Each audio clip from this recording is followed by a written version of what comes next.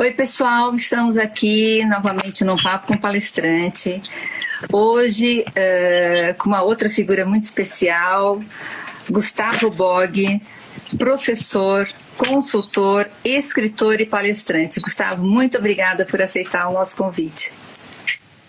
É um prazer e agradeço a você e a tua empresa pela oportunidade de estar podendo compartilhar um pouco o que a gente tem aprendido aí ao longo da vida. Me fala um pouquinho então sobre a sua carreira até você chegar na Bog Consultoria. Muito bem, eu fiz escola técnica, não fiz ginásio, colégio, depois entrei na Politécnica, fiz curso de engenharia de produção, que já é um curso híbrido, né, entre o engenheiro tradicional e tem um pouco de economia, de administração, de psicologia, assim por diante.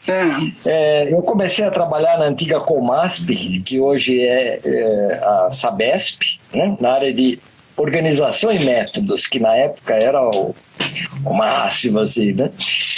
Depois de alguns anos eu assumi um cargo de gerência corporativa no Grupo Vilares e depois assumi a superintendência de recursos humanos de uma empresa do Grupo Camargo Correia.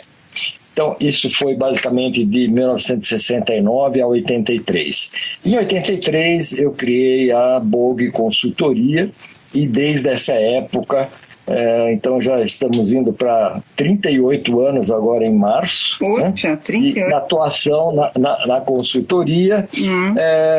Junto com isso eu desenvolvi também uma carreira acadêmica. Eu fui professor concursado na FEA-USP, dei aula na Fundação Getúlio Vargas aqui em São Paulo, na PUC do Paraná, enfim, um montão de coisas. Eu fiz o meu mestrado na Getúlio Vargas, né? Cursei algumas disciplinas de doutorado do Instituto de Psicologia da USP e no momento, apesar da minha idade de 75 anos, eu me tornei estudante de psicologia. Então eu estou no terceiro semestre de psicologia, convivendo com meus colegas aí numa faixa de 18 a 20 anos de idade, então uma coisa muito gostosa, aprendendo muita coisa nova. Eu imagino. Muito legal. Muito legal mesmo.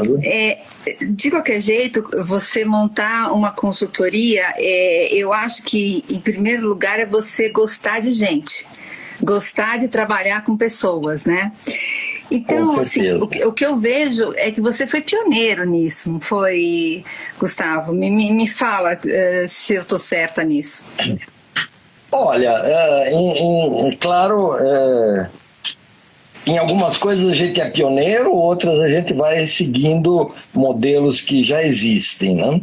É muito interessante, meu pai foi um dos pioneiros da introdução do treinamento industrial no Brasil, na época um método chamado TWI, Training Within Industry, né?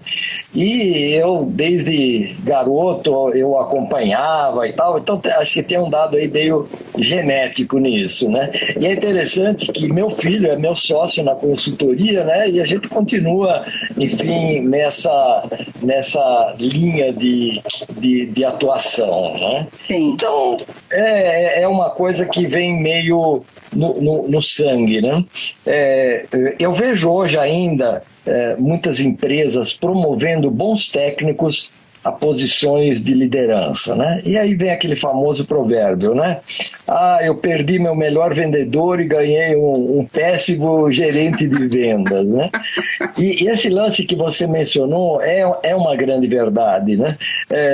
Tem gente que odeia a gente e que vira chefe de alguma coisa, né? Não dá certo, né? Você, para poder assumir um cargo de liderança, você tem que equilibrar algumas coisas. Você tem que... claro que um líder numa organização, ele está lá para atingir resultados, né? Só que ele atinge resultados com pessoas, e eu diria especialmente nessa época mais recente, com inovação também, né? Porque não adianta você ter bons resultados, um bom clima, mas com produtos que já começam a ficar obsoletos, né? Então, a gente está vivendo uma época de de muitas transformações rápidas e intensas, então estar ligada na questão da inovação é fundamental. As palestras não vieram desde o começo, né? Quando que elas começaram? Como que foi isso? Olha, a minha primeira palestra pública aconteceu em 1974. Na época, a BRH chamava-se ABAP, Associação Brasileira de Administração de Pessoal. Tá. E eu fiz uma palestra exatamente sobre desenvolvimento de gestores em Salvador, na Bahia, né? Ah. Essa foi assim, minha primeira palestra pública. Eu tive sempre um desafio grande, Sandra, porque eu sempre aparentei menos idade do que eu tinha. Então você imagina o seguinte, eu com 28 Continua do anos... mesmo jeito. Ai, obrigado. Não sei se é verdade, mas enfim, verdade, no passado era. Eu não falava nada se eu não achasse. É verdade. E esse cabelão aí também tá muito bonito. Isso aí é medo de sentar na cadeira do barbeiro, viu, por causa da pandemia. Mas eu estava dizendo assim, com 28 anos de idade, né, gerente corporativo no Grupo Vilares, na época um grupo extremamente destacado, primeiríssima linha em termos de tecnologias, a parte humana e assim por diante. E eu, nessa idade, a gente fazia muitos seminários, muitos workshops, a gente usava o Hotel Toriba em Campos do Jordão. Sabe aquele tempo assim que a gente entrava domingo à tarde no hotel, ia até sexta-feira, 5 dias de seminário. Hoje em dia, para tirar o pessoal por um dia, é um sufoco, né? E eu tinha, assim, meus participantes eram gestores, gente de 40, 50 anos de idade, sabe? Então, sabe aquele pessoal que parece que assim cruzava os braços e dizia, vamos ver o que esse garoto tem para ensinar para a gente. Mas isso foi para mim sempre um grande estímulo para estudar muito, me aprofundar e assim por diante. E graças a Deus, em pouco tempo eu consegui, né, essa credibilidade junto aos meus clientes internos e tal. E eu também, como dei muitas aulas, né, eu comecei na antiga não, que hoje também existe, a FMU, né, eu dava aulas sobre retorno do investimento em treinamento, que foi a minha dissertação de mestrado, né. Enfim, aí dando aula, palestra, comecei a escrever, enfim, são uma série de coisas que uma vai meio que complementando a outra, né? Tá. Se você fosse olhar numa linha do tempo, como é que foram os temas das palestras, assim? O que você foi sentindo? Você consegue lembrar, assim, de, sei lá, de 2, 3 momentos importantes? Sim. Olha, eu acho que num primeiro assim, estágio, eu tive muito ligado à questão de desenvolvimento de gestores e retorno do investimento em treinamento, que era muito baseado nos estudos e pesquisa que eu fiz para o mestrado, né? Em 1981, eu fui convidado pelo governo do Japão para fazer uma viagem e fiquei 2 meses no Japão. Olha que bacana. Foi uma experiência... Eu era o único ocidental, né? E foi muito interessante, sabe, aprender o lado humano, que é o mesmo em qualquer região do planeta, em qualquer religião e tal, e ao mesmo tempo conviver com hábitos diferentes e assim por diante, né? Eu lembro de um mico que eu passei com uma colega minha tailandesa, né, budista, né, e eu lembro que na época nós estávamos aqui em governo militar, eu nem lembro, acho que era o general Figueiredo, o presidente, né, e eu assim, como bom brasileiro, comecei a fazer comentários, né, não muito elogiosos. E eu fiquei, aí essa moça começou a falar bem lá dos dirigentes da Tailândia. Eu falei, nossa, deixa disso, para com isso, o que é isso, né? E aí esse foi o meu mico, né? Porque os tailandeses têm assim quase que uma adoração, né? Pelos dirigentes, né? E claro, isso não acontece aqui no nosso país, nem naquela época, nem nos dias de hoje. É verdade. Enfim, mas aí eu acabei me focando muito sobre o sistema de recursos humanos no Japão, emprego vitalício, questão dos sindicatos e assim por diante. Então foi uma época que eu me dediquei bastante a isso. Eu acho que teve uma outra etapa mais voltada à questão de desenvolvimento de gestores, muito assim, sabe, o lado humano da liderança, sabe? Quer dizer, você consegue resultados com pessoas, né? Não é através de pessoas, não é nem às custas das pessoas, é com pessoas, né? Então, eu diria assim que acho que muito da minha carreira como palestrante, como condutor de workshops foi baseada nisso. E nesses últimos anos eu tenho conjugado esse tema da liderança com o tema do envelhecimento, da longevidade. Não, a gente vai falar sobre isso, que eu achei interessantíssimo. A gente vai chegar lá. Eu quero que você fale mais sobre isso. Bom, pegando esse gancho que que a gente trabalha com pessoas, eu queria falar sobre a nossa chamada.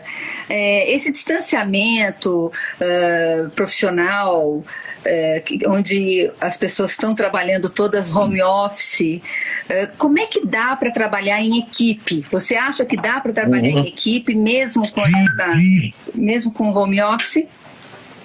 Sim.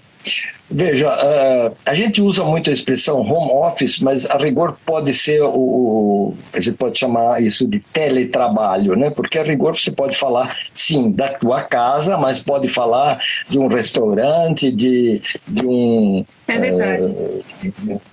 Tem uma série de locais a partir dos quais você pode falar. É claro que a pandemia trouxe essa necessidade de contatos remotos e assim por diante. Então, eu diria até, engatando aí na sua pergunta, não só dá para fazer, como tem que fazer, né? Porque na minha percepção, eu acho que home office veio para ficar, tá?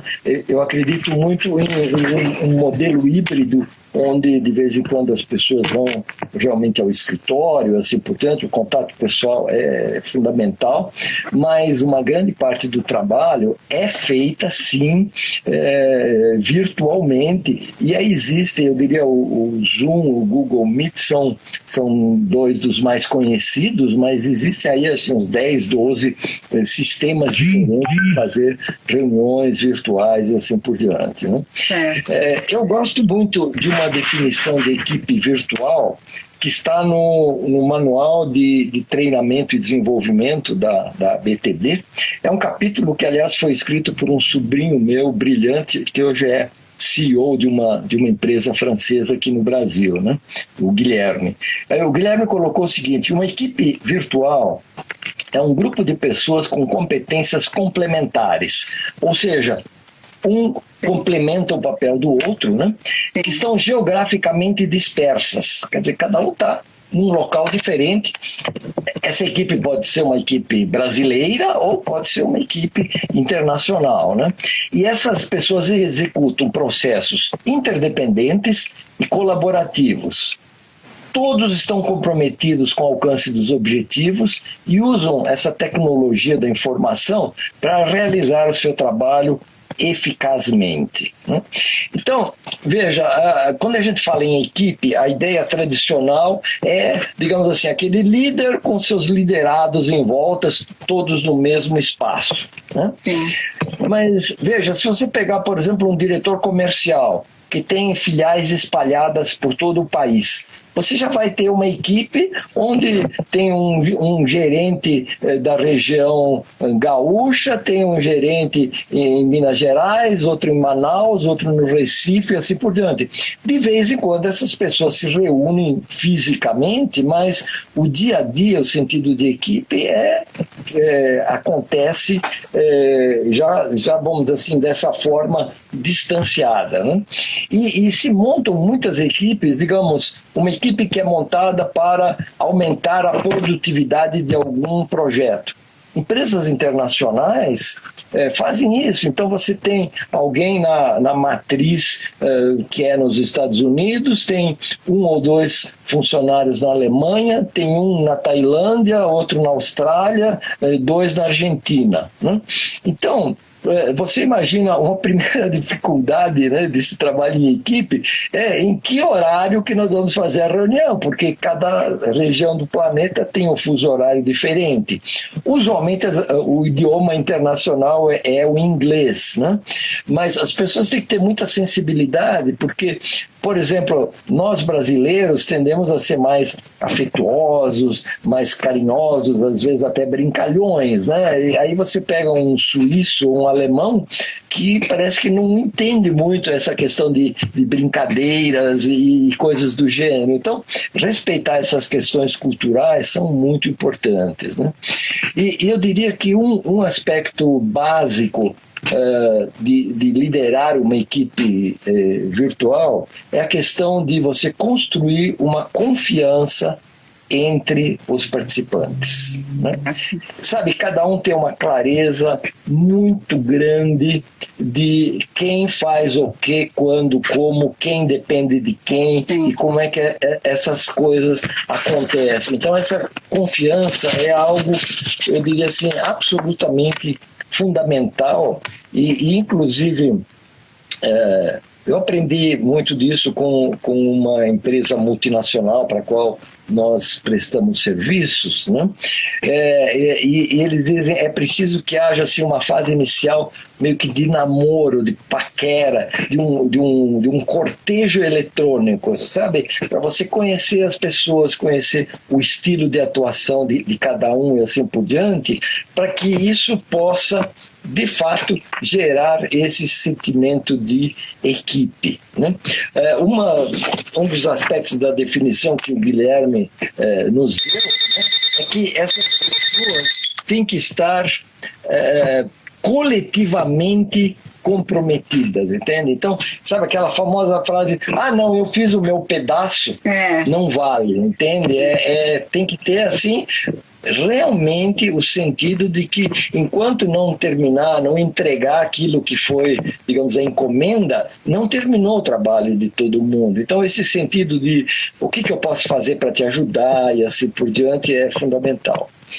E ainda, enfim, para complementar isso, eu diria para que exista um bom trabalho de equipe virtual, precisa ter uma liderança muito, muito bem preparada, entende? Então, aquele tipo de liderança que é, digamos assim, tipo... Um minutinho só, por favor.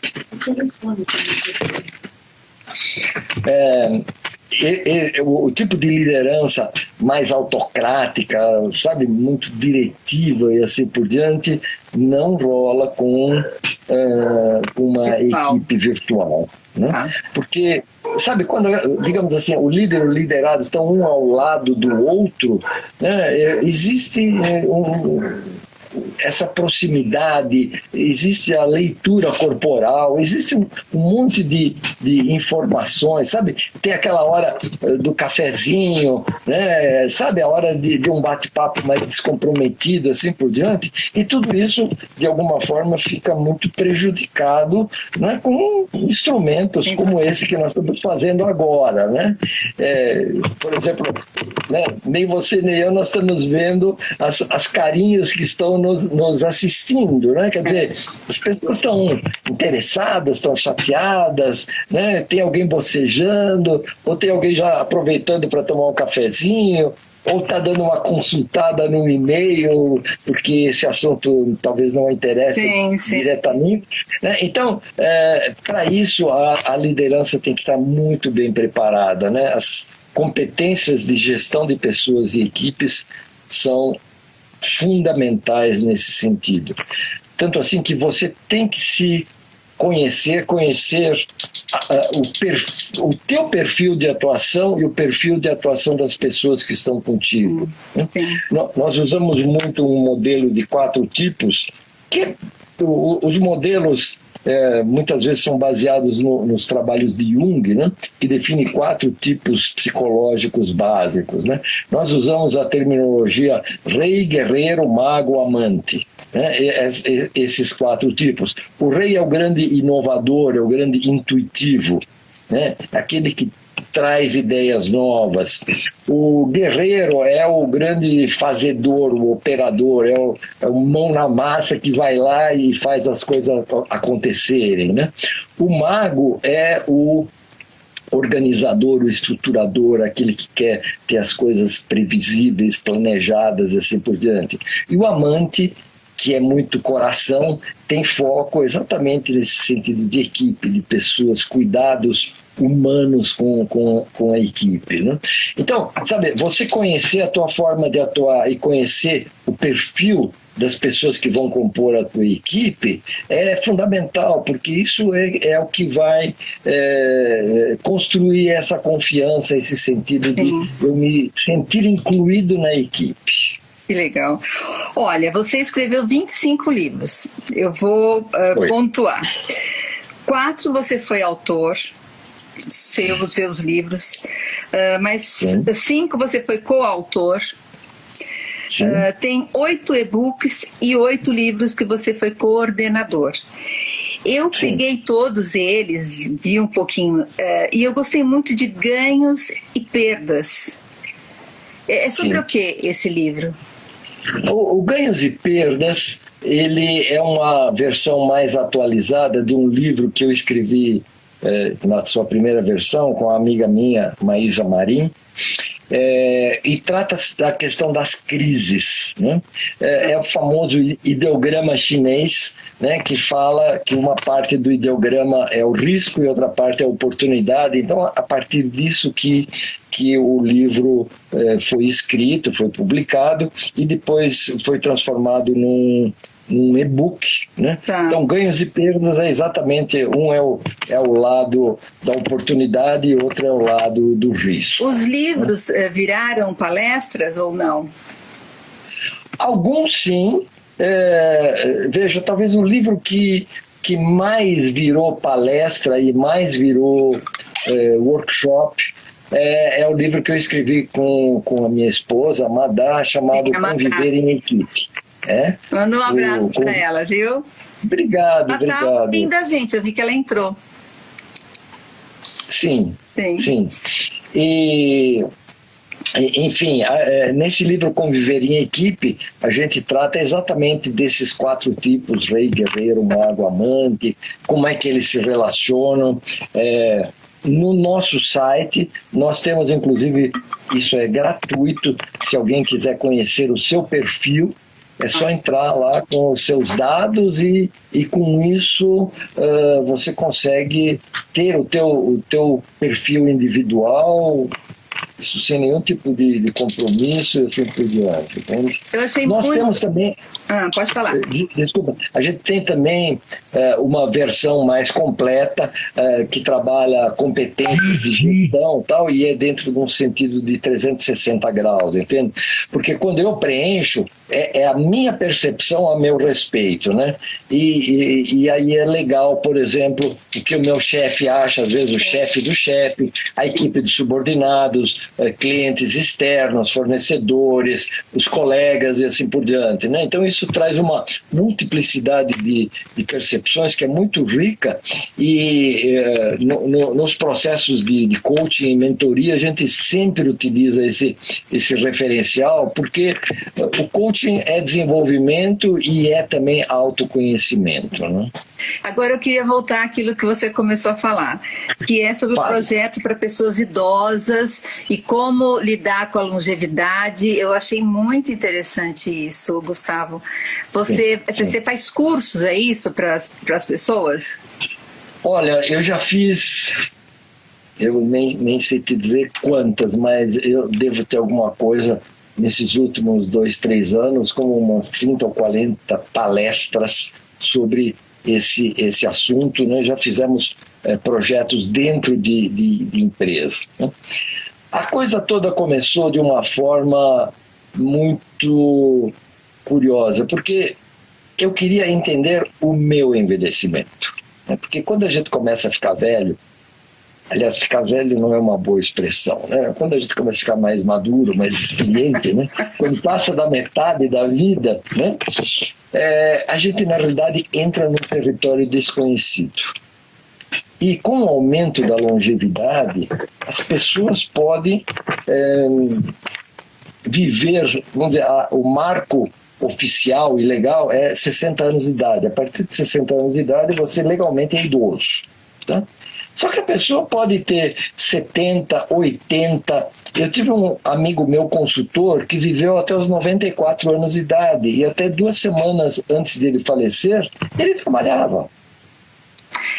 Eu acho que é uma situação inédita no mundo para a gente. Sim, onde o mundo inteiro está envelhecendo e o mundo inteiro vai viver cada vez mais. É verdade. Hoje nós temos alguma coisa como 15% da nossa população com... Um beijinho para a Madame, que ela mandou um abração para mim. Desculpa te atrapalhar. Legal. E a gente no Brasil, em 2050, 30% da população vai ser de idosos. Né? É o chamado mercado grisalho. Né? E a gente vê, por exemplo, existe um verdadeiro culto à juventude. Né? Tem algumas coisinhas aparecendo, assim, idosos mexendo com smartphone ou fazendo um acesso bancário via internet e assim por diante, mas ainda é muito pouca coisa. E as empresas são bastante descuidadas ainda a esse respeito. Vou te dar um exemplo. Você pega uma senhora de 85 anos de idade que muitas vezes não consegue abrir uma garrafa de água de meio litro, porque aquele troço está tão duro que a pessoa não tem força para fazer isso, né? Ou coloca umas letrinhas, né, tão minúsculas que você não pode ler, embalagens que não abrem, sabe? Coisas do gênero, né? Mas, enfim, eu comecei a estudar o tema da longevidade. Eu diria assim, no primeiro momento foi até um foco, eu diria, egoísta, sabe? Eu quero entender o meu processo. E, interessante, nós tínhamos aqui na nossa casa um livro chamado Mais Velhos, Mais Sábios, escrito por um rabino e por um jornalista. Rabino super cabeça aberta, sabe? Amigo do Dalai Lama, amigo de padre, de pastor, de zen budista e assim por diante. E numa ocasião, isso foi em agosto de 2014, eu cheguei para Madá e falei, tô querendo ler algum livro e tal. Eu descobri que esse livro estava na nossa casa desde 1992. Gente...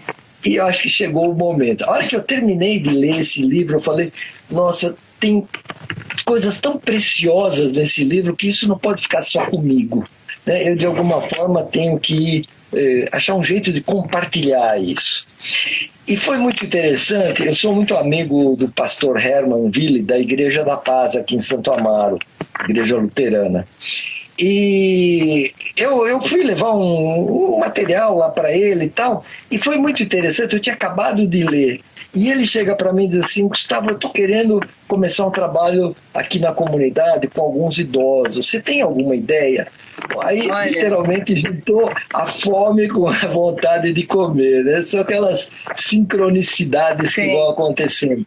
Aí a gente criou um programa no Instituto multidisciplinar que existe, Instituto Praxis, e aí fizemos depois um trabalho com um grupo permanente chamado Partilha de Sabedoria, né? Aí criamos um outro grupo só de homens idosos. As mulheres têm mais idade de falar sobre emoções, os homens não tanto. Então criamos um grupo só de meninos, né? Tá. A gente chamou de Clube do Bolinha Senior. Gostei. Muito legal. E em função disso, eu comecei a escrever artigos, fui convidado para uma palestra aqui, a colar, então a coisa toda foi crescendo. E um dos trabalhos que foi feito numa organização é um grupo de pessoas que queriam se aposentar nos próximos 2, 3 anos, né? E as pessoas precisavam ser preparadas para isso. Muitas organizações tinham chamado projeto de preparação para a aposentadoria, mas que usualmente se resume a plano de saúde e aspectos financeiros. E os aspectos, digamos assim, de você lidar com o teu envelhecimento, Sim. com a aposentadoria. Ou até mesmo pós-carreira, né? Claro. Então, a gente fez isso e foi muito interessante que cada um também conheceu o seu estilo de atuação no modelo Rei Guerreiro Mago Amante.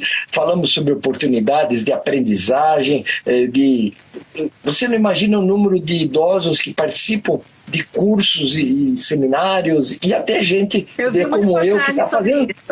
Eu vi uma reportagem sobre isso, como está crescendo esse mercado. Uma segunda carreira, né? Sim. E aí aparecem umas coisas assim, tá? O que você vai fazer nos próximos anos? E aí eu lembro um mecânico de manutenção, né? Ele dizia: olha, eu adoro fazer concertos, né? O trabalho dele na empresa é fazer concertos. Ele disse: sabe de uma coisa? Quando eu me aposentar, eu vou entrar nessa franquia chamada Marido de Aluguel. E eu vou ajudar pessoas idosas a fazer conserto. Sabe assim, trocar a resistência de um chuveiro elétrico, trocar o corinho de uma torneira, trocar uma lâmpada, consertar uma porta que está rangendo e coisas do gênero, né? Eu lembro de um outro que era da contabilidade, que tinha perto lá da cidade dele um pequeno sítio. E tinha 2 caixas de abelha onde ele produzia mel domesticamente. Ele falou assim: eu tenho essa tecnologia, sabe de uma coisa? Eu vou virar produtor de mel. Olha só.